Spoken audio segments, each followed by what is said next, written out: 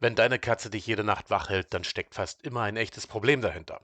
Viele Katzen schlafen tagsüber nicht, weil sie müde sind, sondern weil ihnen langweilig ist. Und wenn du spät abends fütterst, startest du den Jagdtrieb genau dann, wenn du eigentlich Ruhe haben möchtest. Wenn deine Katze tagsüber keine Chance hat zu jagen, verlegt sie das automatisch in die Nacht. Mit voller Energie. Was kannst du tun? Spiele jeden Tag 10 bis 15 Minuten aktiv mit deiner Katze, füttere früher am Abend und gib ihr kleine wiederkehrende Tagesroutinen.